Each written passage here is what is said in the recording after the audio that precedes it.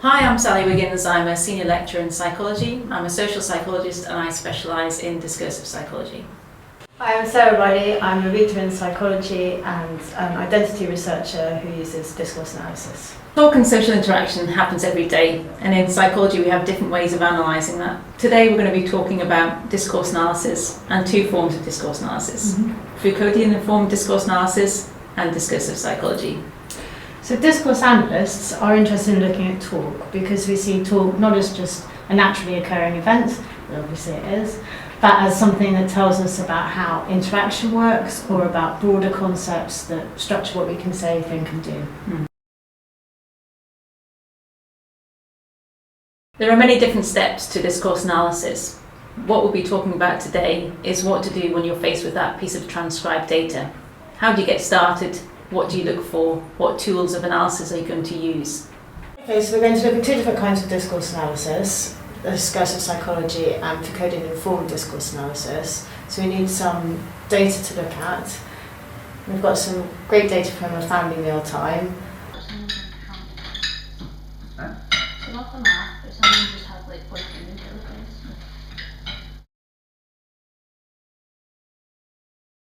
Unlike traditional psychology, which tends to ask questions about what goes on in people's minds, which seems obvious really, discursive psychology takes discourse analysis in general takes a sort of shift away from that, and they're interested in language.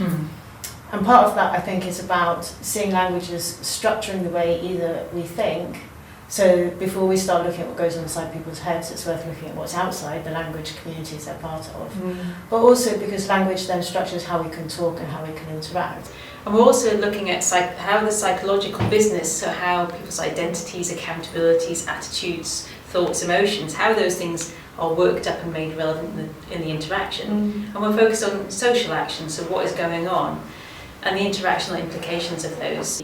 We were talking earlier on about how identities are never really complete. With discourse analysis, we always understand identities as being a process. So there's always a next turn, there's always a counter way of talking about it. So what kind of identities are being produced in different situations and for what purposes? What are the implications of invoking a particular identity in a particular point in time? It's also very helpful if we're interested in issues of blame and accountability. So how some people might be positioned as being responsible for something or taking the blame for it. I think there's, Bourdieu has an analogy of a gift. So if I give you a gift, it's only definitely a gift if you go, oh, thank you, Sarah. If you give me money, then it stops being a gift and it becomes exchange. So there's always a future orientation to identity. So for us, we would say that, like a claim to an identity or a claim to a subject position is never fully formed in the moment. You have to have the next step to know whether that is supported or not by the other people in the relationship that you're having. Exactly, and that's how in some ways our identities shift from moment to moment. So that it's not just I am this kind of person, but it's how other people respond to us as being that kind of person or not, and then how the conversation, the interaction moves on. So I'm thinking about this family mealtime that we're looking at. From a discursive psychology point of view, we might have questions about how people are held accountable for shopping. Whereas from a Foucauldian point of view, we might have ended up producing a report about the role of money in constructing valued identities in families. And I suppose that makes me think about, you might start off at one point in your project thinking, I'm going to look at family meal times and I'm going to look at identity in that. But in the process of doing your analysis, your ideas might develop and your research question will develop. And from a student's point of view, there's going to be a point where you decide, I'm fascinated by the accountability, I want to look down that route, or I'm fascinated by these wider discourses that are circulating in this family, I want to go down that route. And then you would change your research question so that it becomes much more clearly either a discursive psychology or a Foucauldian psychology approach, and then obviously then do the analysis following these stages. Yeah, absolutely, and I think there's always a point where it's almost like the research question explodes. So you think you're starting off with one thing, you might be, for example, I started off looking at family meal times to see how people talk about food. I thought that was quite a narrow research question. I start looking at that and suddenly, boof, it explodes into a whole different range of things I could look at. So as a researcher, you've then got to choose, like you say, which avenue you go down. And it might be that for specific avenues, for specific research questions, then different versions of discourse analysis are going to be more useful to you. Identities can be very small things, like a person who is making a contribution to the family finances, a person who can make a credible assessment of the food. So if you like, they're sort of small identities with a small I, but there's very subtle things, but they're, if you like, positions. In the same way that with Foucauldian discourse analysis, it's a little bit about positions, how we're positioned in talk. So we can start to think about identities as being these interactional moments, if you like, in terms of how we are in relation to other people. So in a way, that's something that all discourse analysis shares. Yeah. But where we then go on is to think differently about the consequences of taking up that identity. Exactly. I guess I would be thinking more about how people can say, think and do about their lives. Yeah. Broadly, you'd be thinking more about the next stage of the conversation. Exactly, and I think with Foucauldian it's more a case of understanding in terms of subjectivity, how someone feels or thinks about themselves, whereas discursive psychology wouldn't really look at that sort of internal world or intersubjectivity, if you like, and focuses more on the interaction and the social actions. So there's some, if you like, areas that Foucauldian is happy to step in. So the difference though, I think, is that where discursive psychology is looking at that interaction level, Foucauldian informed discourse analysis is more interested in the concepts we're using. So the argument is before we can have a thought or an idea, we have to use concepts. And those concepts don't come from within us, but from our wider culture. So we take a concept, that's sort of wandering around. You can imagine sort of in our social milieu, we're watching the news, we hear people talk, we read books.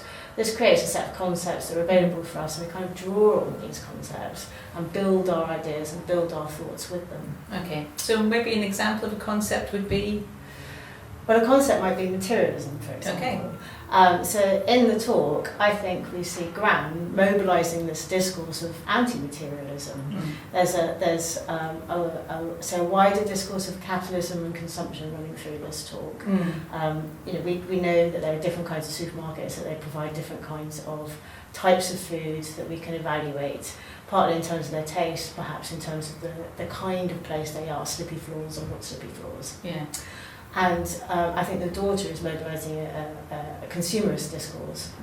And then the Gran comes in with another story, the story of Patsy Kensit, who has lots of money, downsizes, and is happier. So the end point of that story, the moral of the story, and story is always fascinating because stories tell you all sorts of interesting things in very kind of drawn, very holistic, kind of often complex concepts, and we narrate them into a story that's easy to understand. So maybe with the difference in Foucauldian informed DA, it draws more on wider discourses, whereas DP focuses more on narrow things that are happening in the interaction. So it doesn't make those claims about what wider discourses are, but Foucauldian informed does, FIDA does. Yes, we would be interested in looking at those concepts, partly because we see knowledge and power coming together in very tight relationships. Yeah. So we're interested in looking at how people draw on concepts, what those concepts are, and then the consequences for using them, for what people can say, think and do. Yeah. So if we think about ourselves as being anti-materialistic, then it opens up possibilities for us to say, I don't need to shop in the posh shop, I can shop in the cheap shop because that's a good thrifty discourse, whereas if you draw on a discourse of consumerism, I am a knowledgeable connoisseur shopper, and that would imply that it would make sense for you to then shop in a more expensive shop. So the concepts we use structure then what we can say, think and do.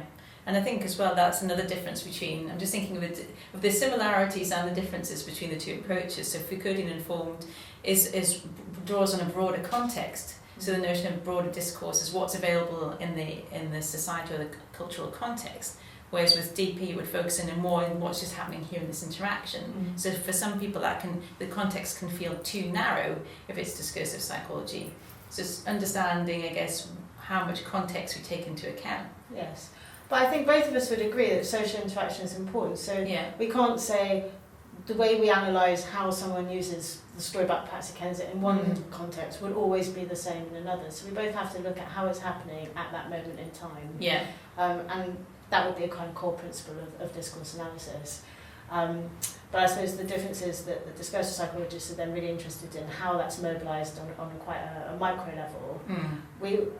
I always find it fascinating, but I suppose the level of analysis would be at a more kind of cultural level after that, to think, well, what's that allowing people to say, think and do, and what's the context that we're in that allows that sense to make sense. So the broader implications then. Yes. I think with DP it's focused on implications but for those individuals in that situation, whereas Foucauldian informed allows you to say, well, it has broader implications for other people in society. Absolutely, and we would talk about the conditions of possibility. So what are the conditions of possibility for this conversation to happen? And those conditions would be at quite a broad level. So this kind of wider discourse of materialism, of consumption, and perhaps also of family, of age. So we've talked a little bit about who's allowed to speak when. So what we'll be doing is we'll be looking through a piece of data from, first of all, a discursive psychology perspective, and then a Foucauldian informed discourse analysis perspective, to see how the two approaches differ, what tools you might use for one rather than the other.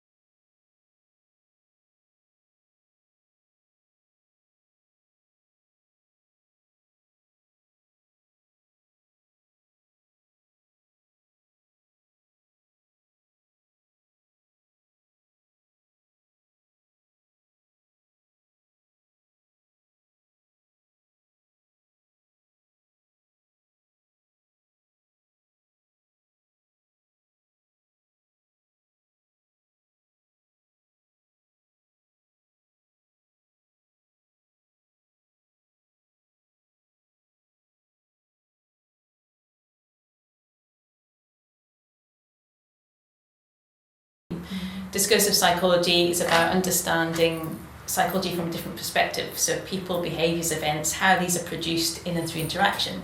So if we're interested in how we blame each other or take responsibility for things without realising it, how our identities, how the kind of person we're assumed to be, how that shifts moment to moment in interaction, then DP is the analysis of choice for you.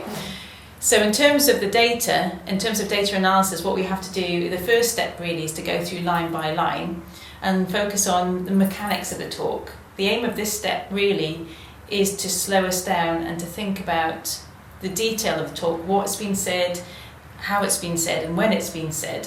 And I feel like this is a little bit like going on a canal boat. The first time you step onto a canal boat or a narrow boat, everything feels really, really slow. It goes about 4 miles an hour. But as we get into that rhythm of just going much more slowly, then you start to notice things that are going on around about you.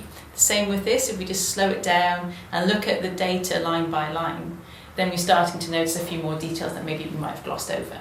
So the what is looking at what is said, what actual words are used, what kinds of words are they, or do they build on particular categories? So for example, the daughter says they were bouffing, a great Scottish word for disgusting, and apologies to the Scots for not pronouncing that very well, but it produces a particular category of food, if you like, a particular category of description.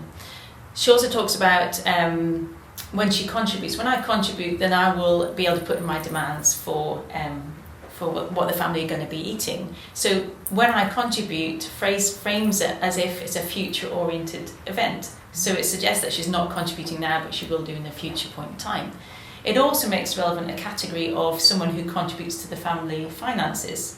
So then that makes relevant a particular category of person. If you're in the category of person who contributes to family finances, then you might be in a position, you might be entitled to say, can we have prawns for dinner, or can we have steak or other kinds of fish or whatever. Okay, so we're looking at what was said. Then we look at how it was said. So we look at things like the pitch. Is it a rising pitch? Is it slowed down talk? Is there laughter? We can also look at things like eye gaze. So when the mum's talking about when she's gone to Mindleton's to buy prawns, she looks at the dad and the gran and also glances quickly at the daughter. So as she's telling the story, she's looking at each person in the interaction as well.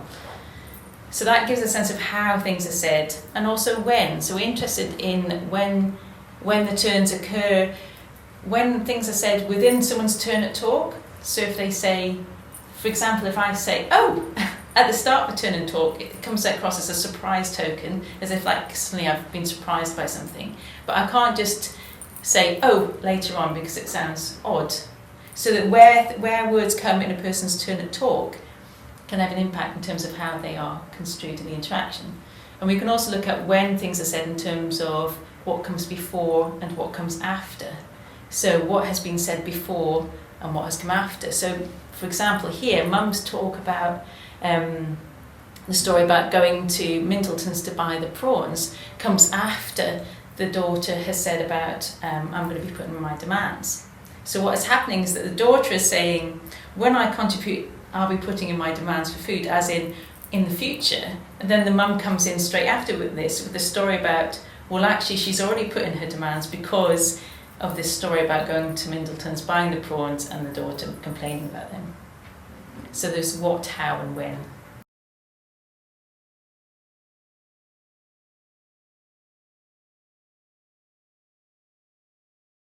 So step one then was looking at the mechanics of the talk, looking at how things are said and focusing us in on the detail.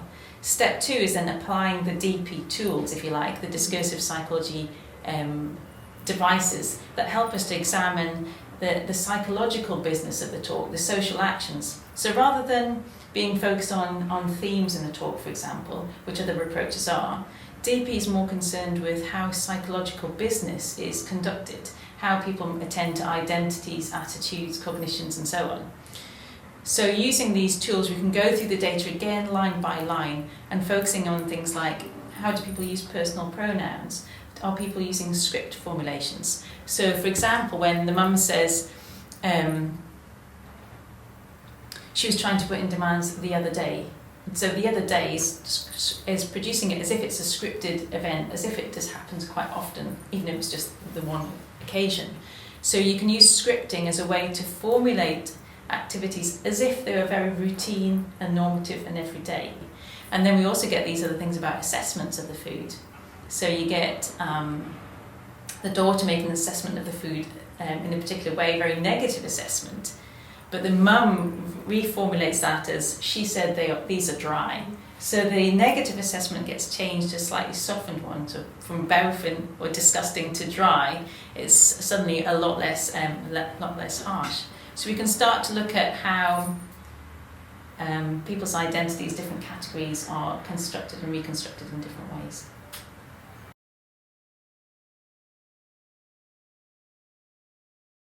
What, how, and why. So the what is, what kind of reality is being constructed in this talk at this moment in time? The how is, how are they making it plausible? How does it sound like that's the obvious thing to say? And here we might draw on some of the analytics that you would use, such as looking at rhetorical devices. And then we're interested in why, and that's really at two levels. Why are they saying it now? How would that affect the kind of consequences for what they're saying, maybe about identity claims, who's the more valued person in the family, for example? Or it might be a broader question about why. What is it in our culture that allows this sense-making to make sense? And here we'll be talking about broader discourses, such as consumerism versus materialism or anti-materialism, which I think we see in the talk around the daughter drawing on a kind of consumerist discourse. There are certain shops that are nicer to shop in and we should shop there. And the grand drawing on a kind of anti-materialist discourse, when you downsize, you are happier.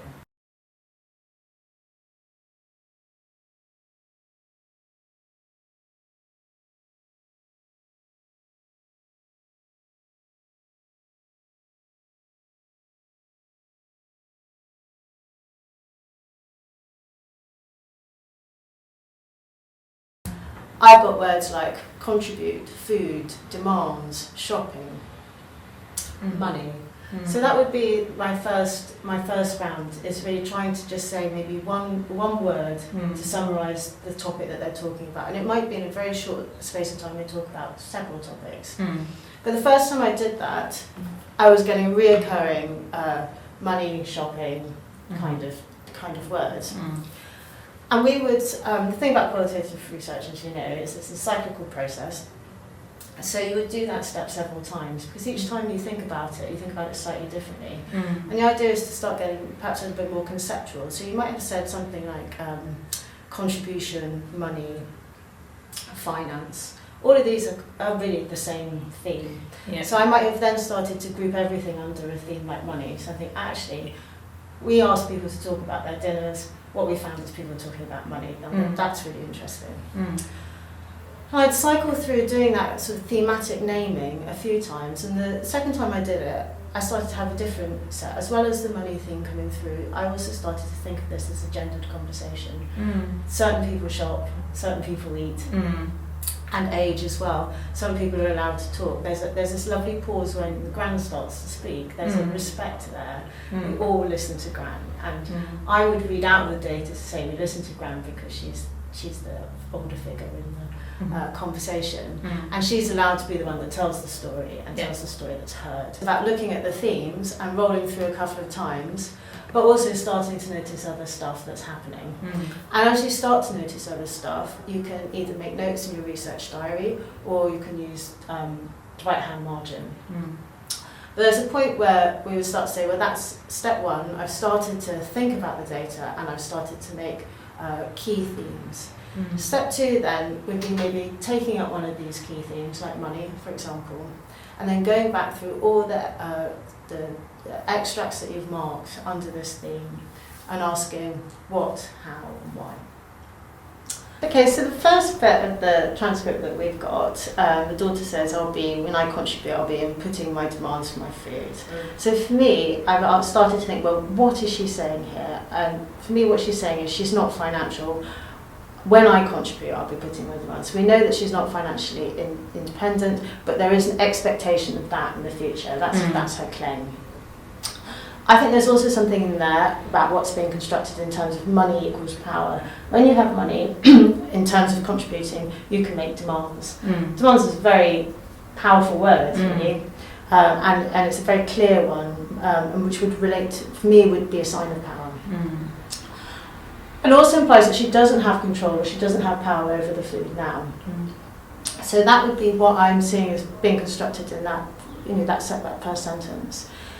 How she says it is very much a statement of fact, which I thought was quite interesting. So rather than, she could say, well, hopefully when I contribute, I'll be able to do this. But it's very clear. It's not if I contribute, it's when I contribute. Yes. It's when I contribute, and when I contribute, this is going to happen. So it's a very factual claim.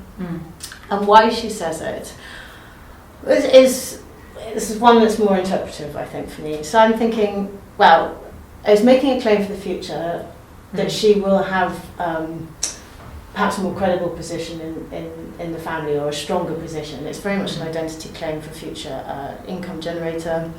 And I wonder as well, perhaps is it a subtle complaint? So in terms of why would we say it, well, when I contribute, I'll be making demands. It's a little bit like, Mum, dinner was horrible, but I'll be able to change that at some point. So is it a subtle way of complaining about the food? So that would be the why in terms of a personal level. It's a claim for future identity that's perhaps undervalued. It's an opportunity to make a subtle complaint about food when you don't have enough power to affect the change directly.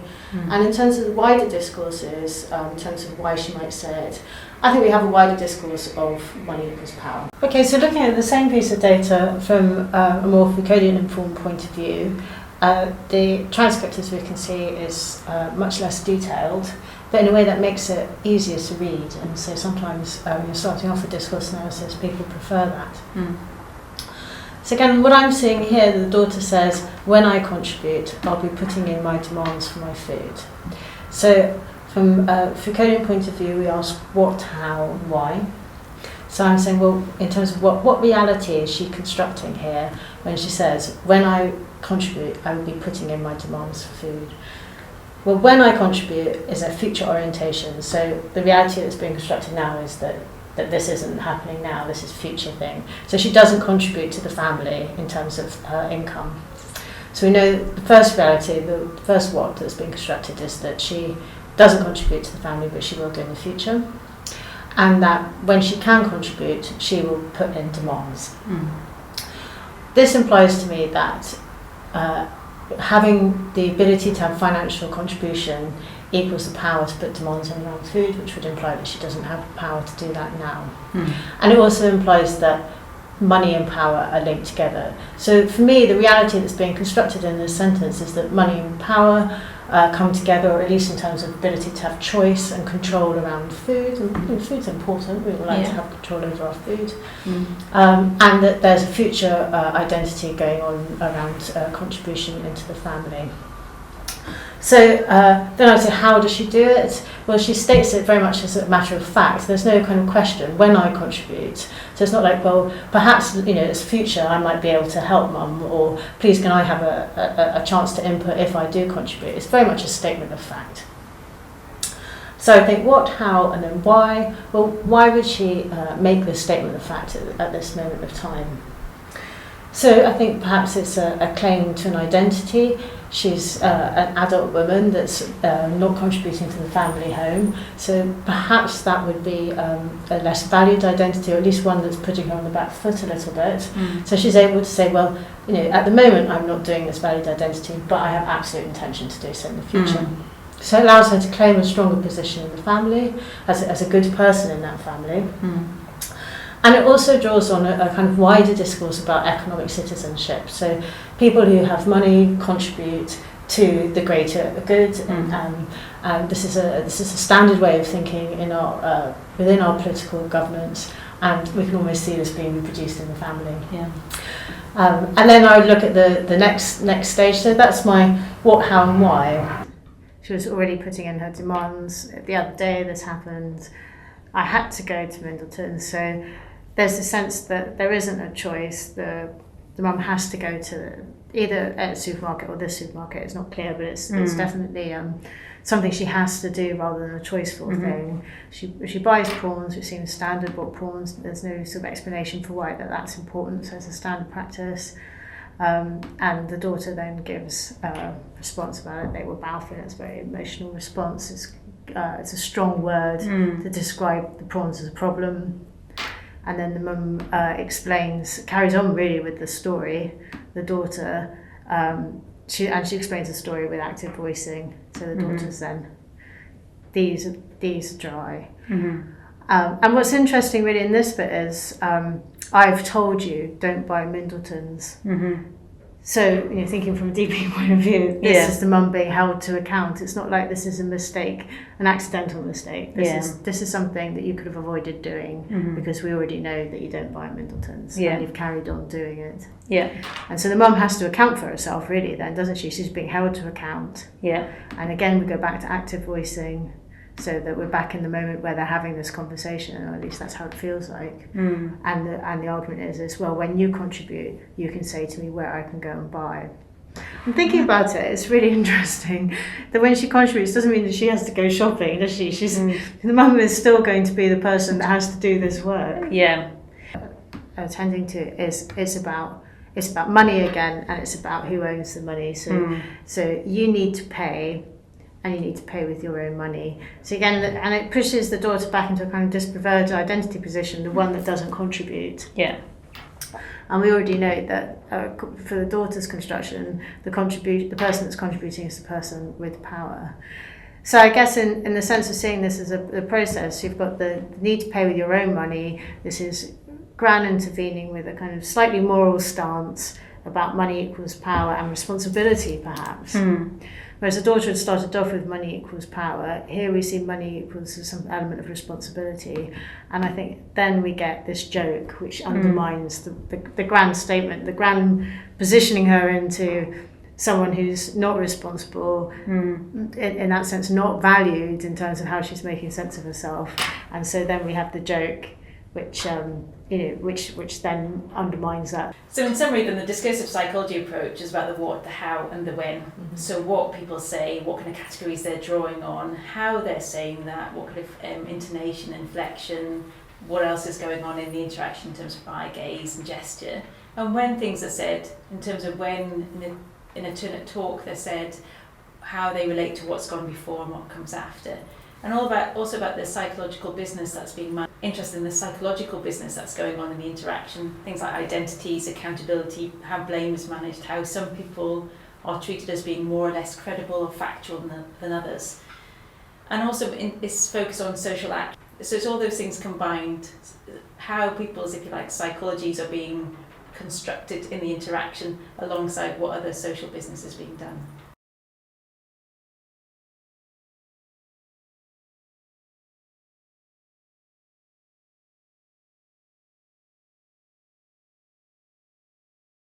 Okay, so summarising Foucauldian-informed discourse analysis, we think about what, how, why. Yeah. So what reality is being constructed in terms of what are the facts about the world that are being constructed and what kinds of people live in the world and that are valued or less valued.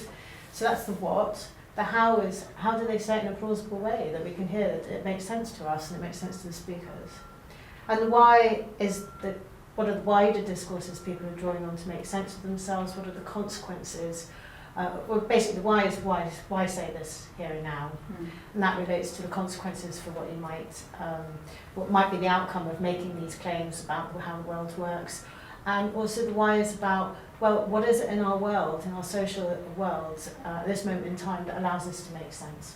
And what we would think of these as broader discourses, broader ways of constructing the world. We've looked at two kinds of discourse analysis: discursive psychology, which asks what, how, and when, and Foucauldian-informed discourse analysis that looks at what, how, and why.